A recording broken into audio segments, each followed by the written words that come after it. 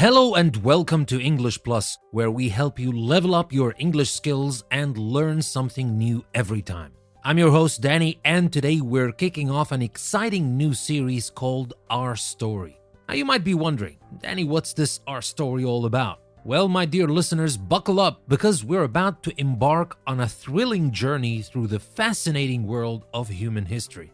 But don't worry, I promise this won't be a snooze fest like that high school history class you had to endure. Instead, we're going to dive into the amazing stories of our past, explore different cultures, and discover the incredible events that shaped our world today.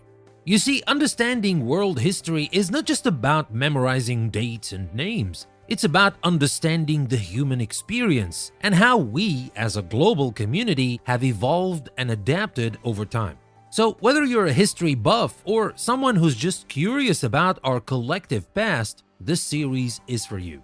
In each episode, we'll explore a different period or theme in world history, from the dawn of human civilization to the challenges and opportunities of the 21st century. We'll meet emperors and inventors, warriors and poets, and we'll uncover the events that shaped our world for better or for worse.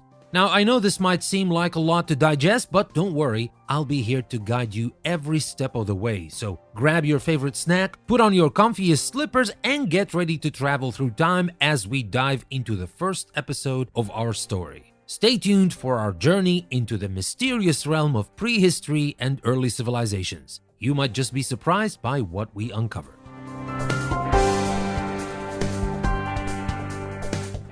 Welcome back, folks. Now that we've set the stage for our grand adventure through history, let's start at the very beginning, a time when no written records existed, a period known as prehistory. That's right, we're talking about the time before the invention of writing, when humans relied on other means to pass down knowledge, like storytelling, cave paintings, and interpretive dance. Okay, maybe not that last one, but you get the idea. Now let's talk about our early human ancestors. Picture this. You're walking around in Africa around 7 million years ago. I know, it's a bit of a stretch, but just go with it. And you bump into a creature that's not quite ape, not quite human. These early human ancestors, known as hominids, eventually evolved into various species of the genus Homo, including our very own Homo sapiens. We're like the latest models in the hominid lineup, if you will. During this time, our ancestors were making some pretty groundbreaking discoveries. One of the most significant was the development of tools. Early humans started by using rocks and sticks to perform various tasks like breaking open nuts or defending themselves against predators. Talk about resourcefulness, right? And then there's fire. The ability to control fire, which probably happened around 1 million years ago, was a real game changer. It's not only provided warmth and protection, but also allowed our ancestors to cook food, making it easier to digest and paving the way for the development of larger brains. So next time you're roasting marshmallows, take a moment to appreciate the prehistoric pioneers who made it all possible. And now fast forward a few million years to the agricultural revolution. This was a time when our ancestors went from being nomadic hunter-gatherers to settling down and farming the land. This major shift, which began around 10,000 BCE, brought about some significant advancements in farming. People started domesticating plants and animals, developing irrigation systems, and inventing tools like the plow. Farming was the hot new trend and everyone wanted in on it. But what was the impact of this revolution on human societies? Well, for one, it allowed for the growth of larger, more stable populations. People could now settle in one place and have a reliable food source, which meant they could focus on other things, like inventing the wheel or gossiping about the neighbors. The agricultural revolution also led to the development of social hierarchies and complex economic systems. In other words, farming was the catalyst that set the stage for the rise of the first civilizations. And speaking of civilizations, that's where we're heading next. So stay tuned as we dive into the fascinating world of the first human societies, where things start to get even more interesting.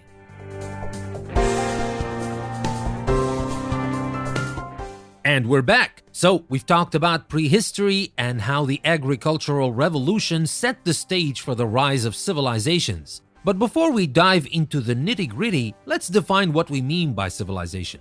A civilization is a complex society characterized by urban development, social stratification, a centralized government, and a shared belief system. Sounds fancy, doesn't it?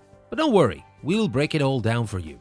Now, there are certain characteristics that define early civilizations. For starters, they were usually centered around rivers, which provided a reliable source of water for agriculture and transportation.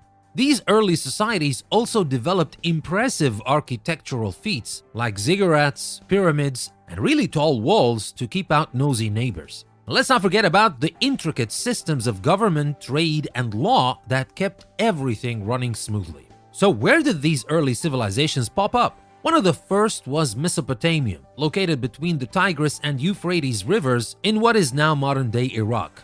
The region gave birth to some of the earliest cities and empires like Sumer and Babylon, and was known for its innovations in writing, law, and astronomy. Next up, we have ancient Egypt, which was all about that Nile River life. The Egyptians built some of the most iconic structures in history, like the pyramids and the Sphinx, and developed a complex religious belief system centered around gods, goddesses, and the afterlife.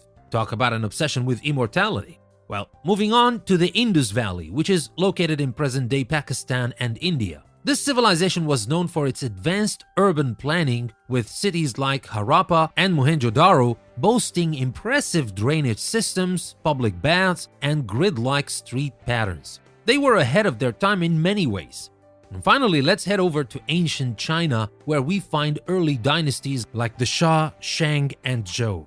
These societies developed their own system of writing, made significant advancements in bronze casting, and even dabbled in some early forms of bureaucracy. Sounds like a fun place to work, right? Well, now, even though these early civilizations were geographically separated, they shared some common themes. One of these was the presence of a social hierarchy, with the ruler at the top, followed by nobles, priests, and other elites. Then came the common people, farmers, artisans, and traders, who made up the majority of the population. And at the bottom of the ladders were slaves and other marginalized groups. Another common theme was the development of political structures. Rulers were often seen as divine or semi-divine figures, and they wielded enormous power. They were responsible for maintaining order, enacting laws, and overseeing religious ceremonies. Religion and mythology also played a central role in early civilizations. People believed in a wide variety of gods and goddesses, and they built temples and other structures to honor them.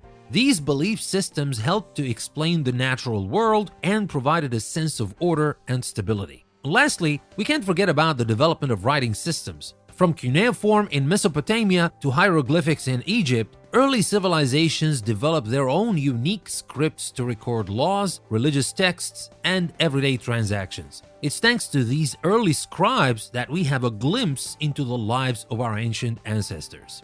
And that, my dear listeners, wraps up our exploration of early civilizations. Next, we'll dive into the world of classical civilizations, where things get even more epic. So don't go anywhere.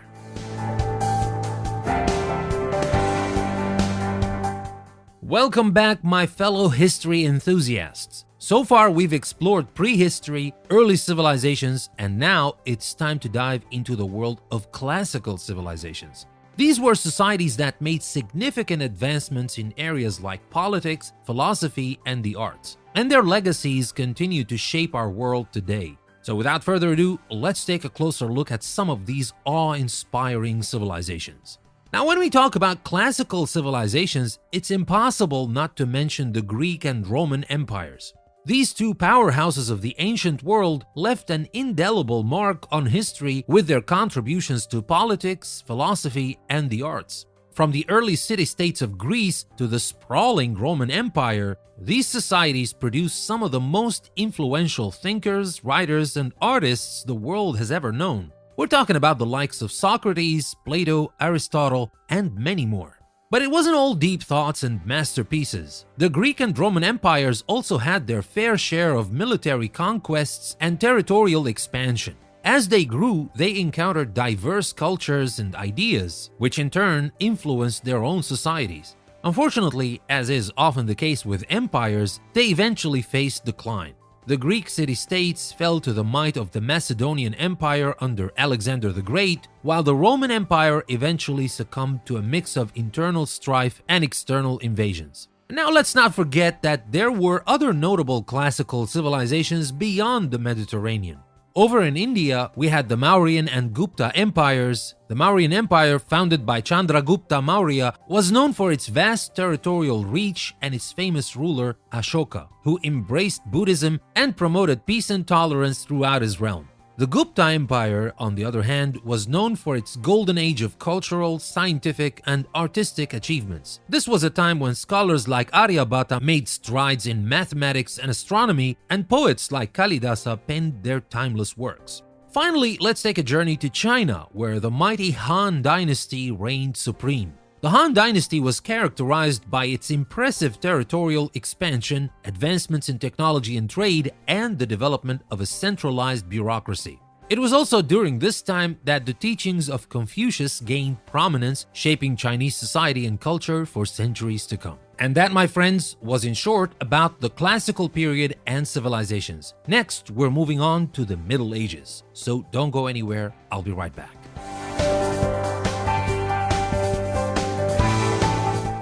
Welcome back, my fellow history lovers. We've journeyed through prehistory, early civilizations, and the classical period, and now we're heading into the fascinating world of the Middle Ages. This period, also known as the medieval period, spans roughly from the 5th century to the 15th century CE, bridging the gap between the ancient world and the modern era. It was a time of great change, turmoil, and innovation. So let's dive in and explore some of the key developments during this intriguing period. First up, let's talk about feudalism.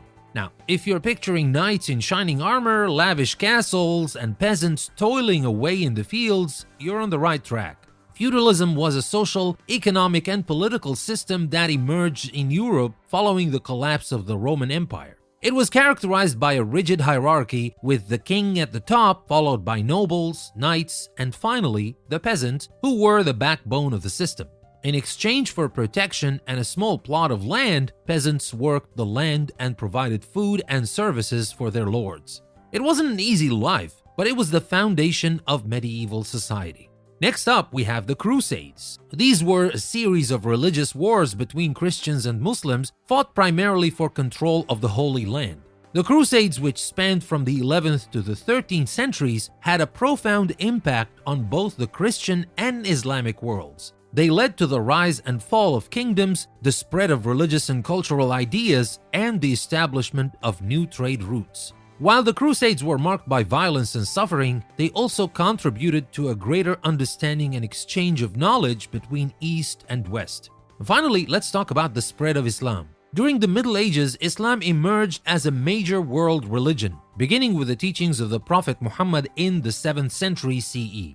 From its birthplace in the Arabian Peninsula, Islam quickly spread across the Middle East, North Africa, and even into parts of Europe. This rapid expansion was due in part to the military conquests of Muslim empires like the Umayyad and the Abbasid caliphates, as well as the appeal of the faith itself. The spread of Islam also facilitated cultural exchange, as Islamic scholars translated and preserved the works of ancient Greek and Roman thinkers, which would later help to spark the Renaissance in Europe. So that was in brief about the Middle Ages. Next, we're going to talk about the early modern period. Stay tuned, as you don't want to miss that.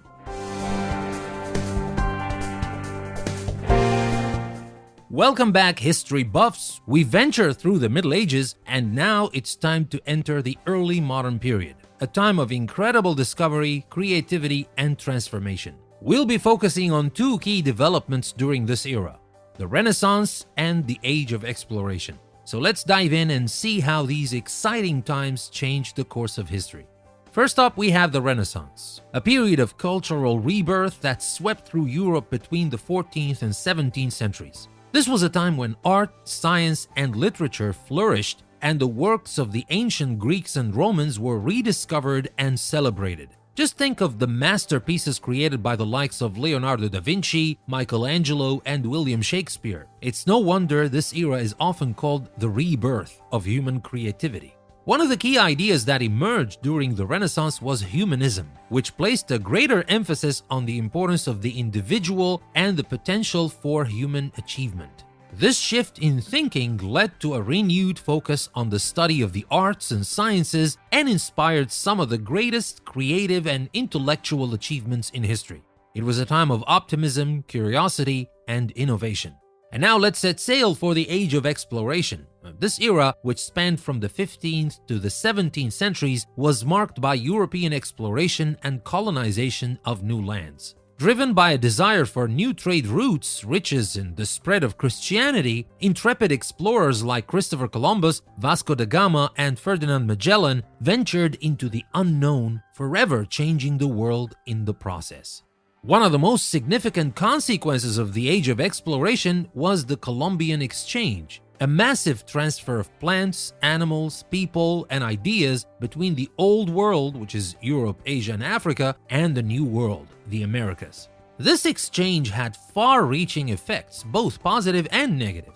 It led to the introduction of new foods like potatoes and tomatoes, which revolutionized global agriculture, but it also brought diseases like smallpox, which devastated the indigenous populations of the Americas. So, that was about the early modern era. Let's talk now about the modern era. Don't go anywhere.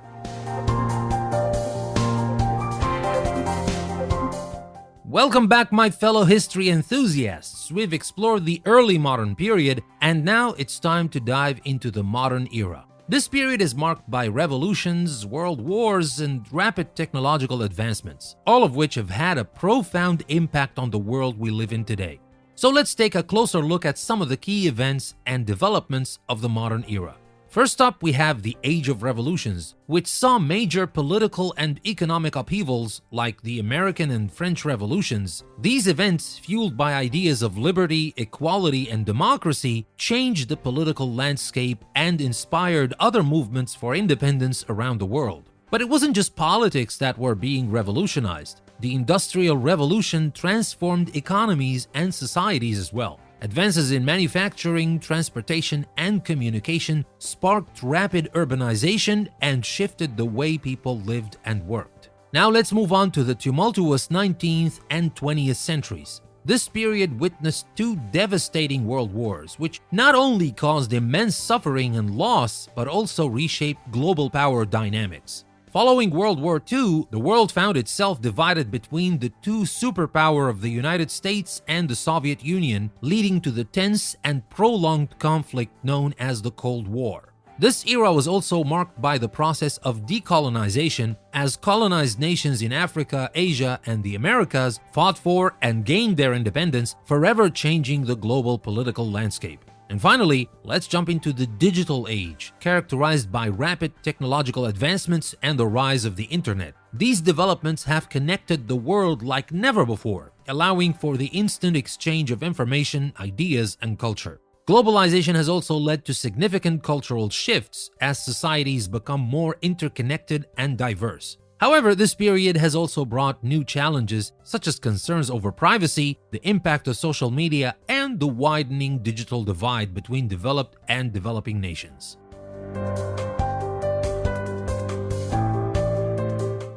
And now that we've gone through this whirlwind journey through history, I would like to assure you that we're definitely going to go into more detail in the rest of our series, Our Story. But now, let's focus on some of the most important keywords and phrases from this episode.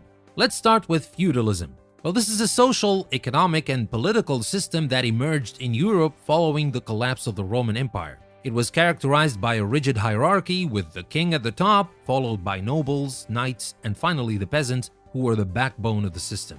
Then we talked about the Columbian Exchange. This was a massive transfer of plants, animals, people, and ideas between the Old World, Europe, Asia, and Africa, and the New World, the Americas. This exchange had far-reaching effects, both positive and negative. It led to the introduction of new foods like potatoes and tomatoes, which revolutionized global agriculture, but it also brought diseases like smallpox, which devastated the indigenous populations of the Americas. Then we talked about the Industrial Revolution, and this was a period of rapid industrialization and technological advancements that began in the late 18th century in Britain and spread throughout the world. it led to the development of new machines, manufacturing processes, and transportation systems, sparking rapid urbanization and shifting the way people lived and worked. Then, of course, we talked about World Wars I and II, which were two devastating global conflicts that took place in the 20th century, causing immense suffering and loss and reshaping global power dynamics.